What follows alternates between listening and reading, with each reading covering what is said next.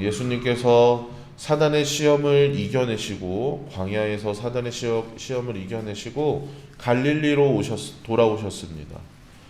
그때 예수님은 이미 성령의 능력으로 충만하셨습니다. 네. 그런 예수님께서 가장 먼저 하신 일이 무엇입니까? 그건 바로 여러 회당에서 가르치시는 일이었습니다.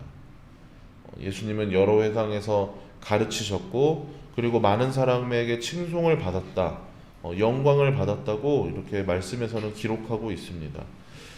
그런 예수님, 그리고 예수님께서는 자신이 이렇게 자라나셨던, 자신의 그 유아 시절을 보내셨던 나사렛에 이르셨는데요. 이곳에서도 회당에서 말씀을 가르치십니다. 예수님께서 공생의 기간 동안 하신 사역을 크게 이제 세 가지로 분류를 합니다.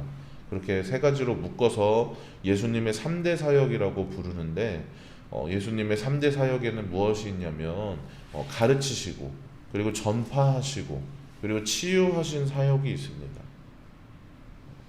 그리고 오늘의 말씀에서 예수님의 본격적인 사역의 시작을 알리며 이 선지자 이사야액을, 그러니까 이사야서 말씀을 통해서 예수님이 이 땅에서 행하실 사역을 통해 이루고자 하시는 것, 그러니까 예수님의 사역의 그 목적, 예수님의 사역이 무엇을 나타내고자 하는지 그것을 알리고 있습니다. 이렇게 예수님께서는 본격적인 사역을 시작하시는데, 근데 이러한 예수님의 본격적인 사역이 시작하기까지 예수님이 지금까지 걸어오신 발자취에는 특징이 있습니다. 이 땅에 오셔서, 그리고 자라나시고, 그리고 요한을 만나서 세례를 받으시고, 그리고 광야에서 시험을 받으시고, 지금 오늘 말씀에서처럼 갈릴리 여러 회당을 거쳐서 나사렛의 이 회당에 이르시기까지 계속 함께하는 그 말씀이, 함께하는 말이 있는데요. 그것은 바로 성령이 함께 하셨다는 겁니다. 예수님이 가시는 곳마다, 그리고 예수님이 행하시는 일마다 성령이 함께 하였다고 그렇게 말씀을 기록을 하고 있는데, 예수님이 이 땅 가운데 오실 때에 성령으로 잉태하셔서 동정녀의 몸에 성령으로 잉태하셨고, 세례 요한에게 세례를 받으실 때도 성령이 비둘기같이 임했다고, 그 위에 강림하였다고 그렇게 말씀에서 기록하고 있습니다. 또 예수님이 광야에 나가셨을 때는 성령의 충만함으로, 그리고 성령에 이끌렸다고 그렇게 말씀을 기록하고 있고요. 오늘 말씀에서 시작하면서 성령의 능력으로 갈릴리 여러 회당에서 가르치시고, 이제 예수님이 자라나셨던 그 나사렛 회당에 이렇게 성령이 이끄셔서 이곳에 이르셨다고 이렇게 말씀하고 있습니다. 예수님의 걸음 가운데는 성령이 함께 하십니다. 도우시는 성령께서, 보혜사 성령님께서 예수님의 사역 가운데 함께 하시고, 하나님의 뜻이 이 땅 가운데 온전히 이루어지도록, 그렇게 나타나고 완성되도록 도우십니다. 성령님은 그런 분이십니다. 아버지께로 우리를 인도하시고, 아버지의 뜻을 깨닫게 하시고, 그리고 아버지의 뜻이, 그렇게 깨달아진 아버지의 뜻이 이 땅 가운데 이루어지도록, 그 삶을 우리가 살아가고 나타내도록 도우시는 분이십니다. 그렇게 예수님께서 성령의 충만함으로, 그리고 성령에 이끌리셔서 이 땅 가운데 행하실 그 사역이 무엇이라고 하고 있냐면요, 18절과 19절의 말씀 한번 우리 같이 읽어보도록 하겠습니다. 18절 19절입니다. 주의 성령이 내게 임하셨으니 이는 가난한 자에게 복음을 전하게 하시려고 내게 기름을 부으시고 나를 보내사 포로된 자에게 자유를, 눈먼 자에게 다시 보게 함을 전파하며 눌린 자를 자유롭게 하고 주의 은혜의 해를 전파하게 하려 하심이라 하였더라. 네. 가난한 자에게 복음을 전하게 하시려고 주의 성령이 임하셨다고 합니다. 이 말씀은 이사야 61장 말씀으로 바벨론에 의해서 나라를 잃은 그렇게 포로로 끌려가고 그리고 남아 있는 그렇게 나라를 잃고 슬픔에 잠겨 있는 소망을 잃은 이스라엘 백성들을 향해서 소망을 주는 말씀입니다. 이 말씀에서 얘기하는 가난한 자는 재물이 없는 자들, 재물이 없는 그런 재물에 대한 가난함을 의미하는 것이 아닙니다. 그런 물질적인 가난함을 말하는 것이 아니에요. 포로된 자, 눈먼 자, 눌린 자, 그렇게 마음이 가난한 자들을 의미하는 것인데요.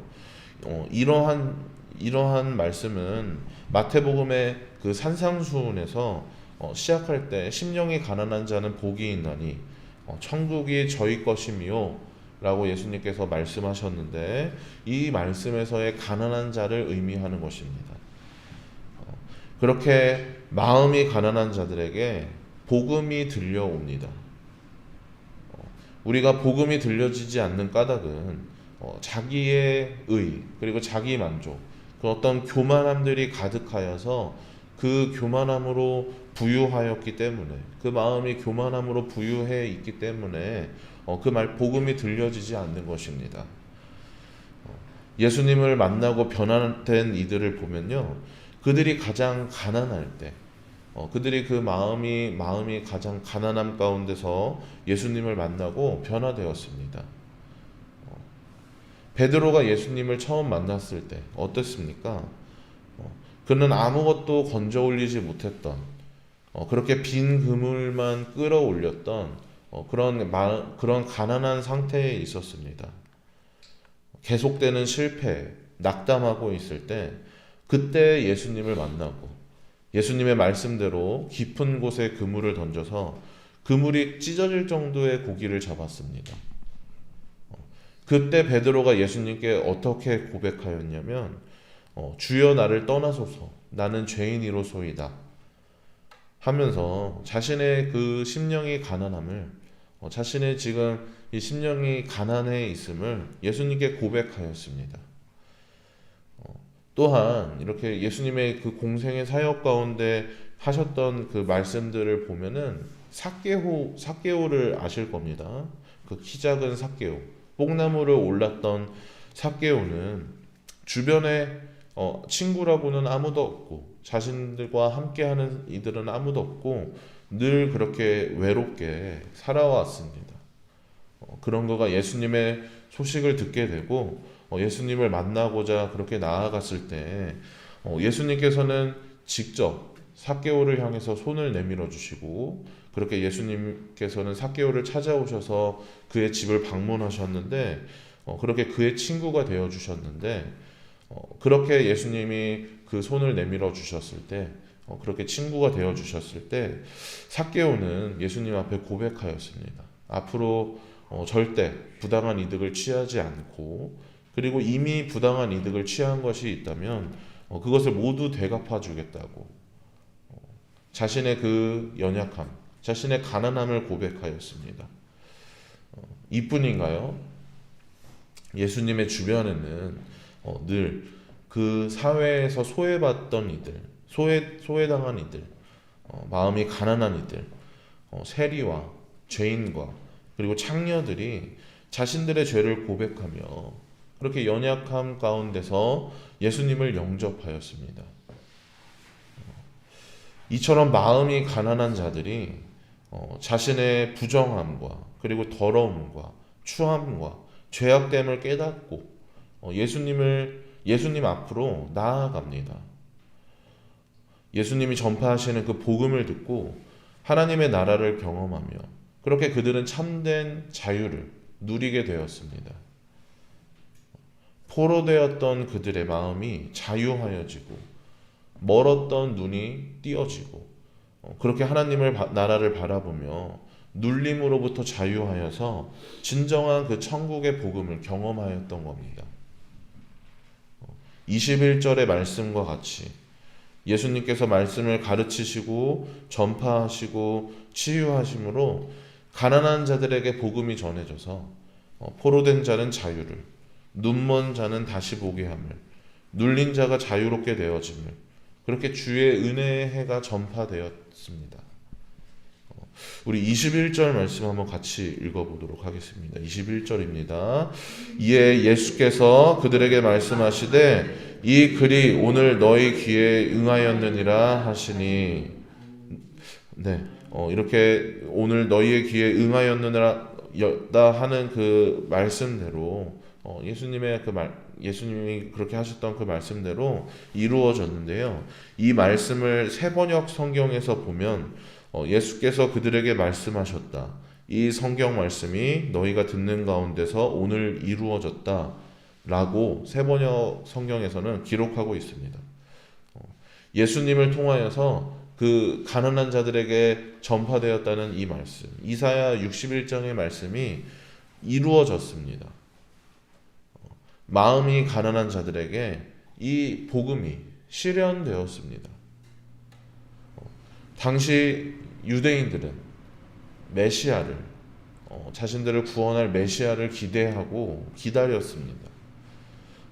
하지만 그들이 기다리던 그 메시아는 하나님이 뜻하셨던 그 메시아이신 예수님이 나타내고자 하셨던 그것과는 달랐습니다. 그들은 정치적인 메시아, 그리고 경제적인 메시아, 그렇게 자신들의 현실에 유익을 주는 자신들의 세력을 확장하고 세계와 열방 가운데 막강한 힘을 나타낸 그런 메시아를 꿈꿔왔습니다. 하지만 이 땅에 오신 예수님, 그 메시아이신 예수님은 이 성경 말씀이 너희 가운데 이루어졌다고 그렇게 말씀하고 이루어졌다고 그렇게 전하시는데요. 여전히 로마의 그 압제 아래 있고, 여전히 경제적인 어려움에서 벗어나지 못하고 있고, 여전히 세계와 열방 가운데서는 하찮은 이런 이스라엘에게 이 말씀이 이루어졌다고 예수님은 말씀하고 계신 겁니다. 예수님, 메시아이신 예수님이 하고자 하시는 그 사역은, 메시아이신 예수님이 이 땅 가운데 이루고자 하시는 그것은 그들의 독립과 그리고 경제적인 안정과 그리고 풍요로움을 이루시는 것이 목적이 아니기 때문입니다. 가난한 자들에게 복음을 전하시기 위해서, 그리고 포로된 자에게 자유를, 눈먼 자에게 다시 보게 함을, 눌린 자를 자유롭게 하시는 분이 바로 예수님이십니다. 이를 통해 삶의 그런 어려움 가운데 있을지라도 여전히 그 압제 아래 있고 여전히 그러한 하찮은 가운데 있을지라도 그럼에도 불구하고 아버지께로 나아가고 아버지의 뜻을 따라 살아가고, 그리고 하나님의 나라를 이 땅 가운데 나타내며 살아가도록 하기 위해서 예수님이 하시는 일은 그 일을 행하도록 하시는 그런 분이신 겁니다. 그 일들을 행하신 예수님, 그 곁에는 성령이 동행하십니다.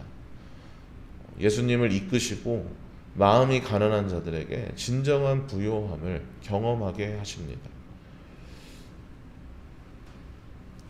사랑하는 여러분, 예수님이 하신 이 사역은 이 땅 가운데 이미 이루어졌습니다. 오늘 너희의 귀에 응하여졌다고, 너희가 듣는 가운데서 오늘 이루어졌다고 그렇게 예수님은 말씀하셨습니다. 그리고 성령께서 우리를 예수님이 이미 이 땅 가운데 이루신 그 사역 가운데로 우리를 이끄십니다. 마음이 가난한 우리를 아버지께로 인도하시고 자유와 그리고 다시 보게 함을 경험하게 하십니다. 그리고 우리가 예수님이 하신 것과 같이 우리가 그 뜻을 이루어 나아가도록, 하나님의 나라를 이루어 살아가도록 우리를 도와주시는 분이십니다. 그 마음 가운데 교만함으로 가득했던 저 바리새인들, 그리고 서기관들, 저들은 끝까지 하나님의 나라를 바라보지 못했습니다. 하나님의 나라를, 그 예수님을 통해서 하나님의 나라를 경험하지 못했습니다. 예수님 앞에 자신의 나약함과 그리고 죄악됨을 고백하였던 죄인들만이 예수님을 영접하고 그렇게 하나님 나라를 경험하였습니다. 이 시간 우리의 교만함을 모두 주님 앞에 회개하시기 바랍니다. 우리의 나약함과 죄악과 그로 인한 부끄러움을 주님 앞에 모두 내려놓으시고 그렇게 주님 앞에 나아가지 못하게 했던 우리를 붙잡았던 그 모든 것들을 다 내려놓으시기 바랍니다. 주님은 마음이 가난한 우리를 위해서 이 땅에 오셨습니다. 포로된 우리를 자유케 하시고 눈먼 우리를 다시 보게 하시고 눌려 있는 우리를 자유롭게 하셨습니다. 그렇게 주님 앞에 우리의 모든 교만함들 내려놓고 회개함으로 부끄럽고 연약한 모습이지만 여전히 그렇게 나약한 모습이지만 말씀을 의지하여서 예수님이 이 땅 가운데 이미 이루셨다는 그 뜻을 믿는 믿음으로 하나님의 나라를 경험하며 그렇게 살아가시는 여러분들 되시길 주님의 이름으로 축복합니다.